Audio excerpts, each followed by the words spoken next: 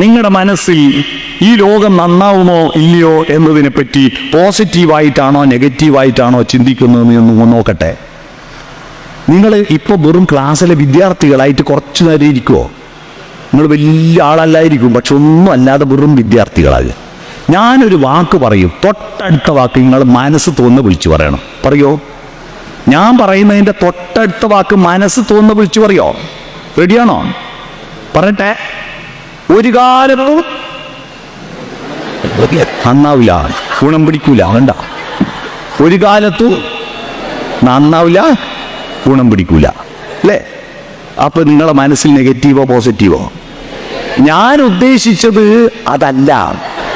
ഞാൻ ഉദ്ദേശിച്ചത് ഒരു കാലത്തും മറ്റേ കാലത്തൂല എന്നാ. ഒരു കാലത്തും മറ്റേ കാലത്തൂല. അപ്പൊ ഒരു കാലത്തും എന്ന വാക്കിന്റെ അർത്ഥം നിശ്ചയിക്കുന്നത് തൊട്ടടുത്ത വാക്കല്ലേ? തൊട്ടടുത്ത വാക്കല്ലേ? അപ്പൊ ഒരു വാക്ക് ഉപയോഗിക്കേണ്ട സ്ഥലം മാറുമ്പോ അർത്ഥം മാറൂലേ? മാറൂലേ? ചിന്താമെഴുതി, ചിന്താമെഴുതി, ചിന്താമെഴുതിയിട്ട് വള്ളിയിടുന്ന അക്ഷരം മാറിപ്പോയ അർത്ഥം മാറിയില്ലേ? വള്ളിയിടുന്ന അക്ഷരം മാറിയ അർത്ഥം മാറി. ആ അർത്ഥം മാറി വള്ളിയിട്ടതിൻ്റെ ദുരന്തം ഞാനൊരു ഉദാഹരണത്തിലൂടെ പറഞ്ഞുതരാം. കേരളത്തിൽ അറിയപ്പെടുന്ന ഒരു മലയാളിയായ, ലോകം മുഴുവൻ അറിയപ്പെടുന്ന ഒരു വിമോചന പ്രവർത്തകയുണ്ട്, മനുഷ്യാവകാശ പ്രവർത്തകയുണ്ട്. അവരുടെ പേര് ദയാഭായി എന്നാണ്. കേട്ടിട്ടുണ്ടോ? സ്ത്രീകളാരും കേട്ടിട്ടില്ല? ദയാഭായി. അവര് കാസർഗോഡുള്ള എൻഡോസൾഫാൻ ദുരിതബാധിതർക്ക് വേണ്ടിയിട്ട് തിരുവനന്തപുരം സെക്രട്ടേറിയറ്റ് മുന്നിൽ നിരാഹാരം കിടന്ന വാർത്ത നിങ്ങൾ വായിച്ചോ?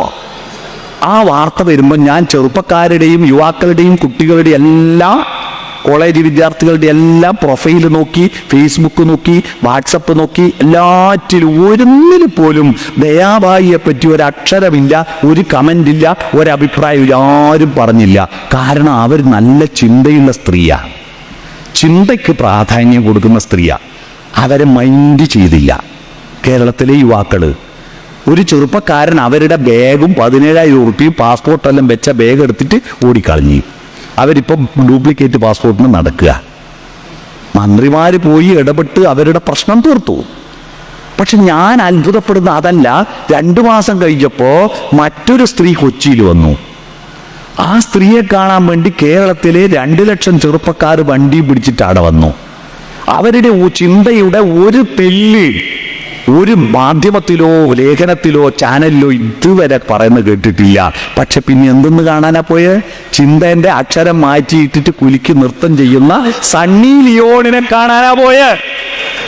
അപ്പൊ കേരളത്തിലെ ചെറുപ്പക്കാർ ചിന്തക്കാണോ ചന്തിക്കാണോ പ്രാധാന്യം കൊടുക്കുന്ന?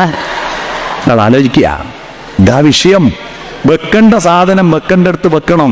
പണ്ടെല്ലാം ഉദ്ഘാടന മഹാമഹങ്ങൾക്കെല്ലാം മന്ത്രിമാരെ വിളിക്കും, വീഡിയോ ഉദ്ഘാടനത്തിന് മറ്റതിനൊക്കെ, അല്ലേ? അത് പോയിട്ട് പിന്നെ സിനിമാ നടന്മാരെ വിളിച്ചു, സാംസ്കാരിക നായകന്മാരെ വിളിച്ചു. ഇപ്പൊ ഒന്നിനും മന്ത്രിമാരെ വിളിക്കുന്നില്ല, ഒരു സിനിമാ നടനെയും വേറെ ആരെയും വിളിക്കുന്നില്ല. വിളിക്കുന്ന എല്ലാം ഒറ്റൊരു പെണ്ണുങ്ങളെയാ. എന്തുകൊണ്ടാ പെണ്ണുങ്ങളെ വിളിക്കുന്നത്? അവർക്ക് ചിന്തേന്റെ വള്ളി മാറിയത് കൂടുതലുണ്ട്. എന്തുവാ അവര് ഫോക്കസ്? ക്യാമറക്കാരെല്ലാം ഫോക്കസ് ചെയ്യുന്നത് അവരുടെ മുഖത്തെയല്ല. നിങ്ങൾ ശ്രദ്ധിച്ചിട്ടുണ്ടോ? അപ്പൊ എവിടത്തേക്കാ നമ്മുടെ സംസ്കാരം പോകുന്നത്?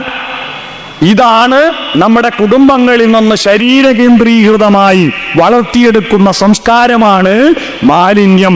ഇത്ര ഹരിത കർമ്മസേനക്കാർ പോയിട്ടും, ഇത്ര പഞ്ചായത്ത് പണം ചെലവാക്കിയിട്ടും, ഇത്ര ശുചീകരണ മഹാമഹങ്ങൾ നടത്തിയിട്ടും, ഇത്ര മഹാത്മാഗാന്ധി ജയന്തി ദിനത്തിൽ ഇങ്ങനെയെല്ലാം കഷ്ടപ്പെട്ടിട്ടും നമ്മുടെ മഴ വഴിയുമ്പോഴേക്ക് പുഴയിലൂടെ കുപ്പികളും പ്ലാസ്റ്റിക് സഞ്ചികളും ഒഴുകി വരുന്നത് എന്തേ?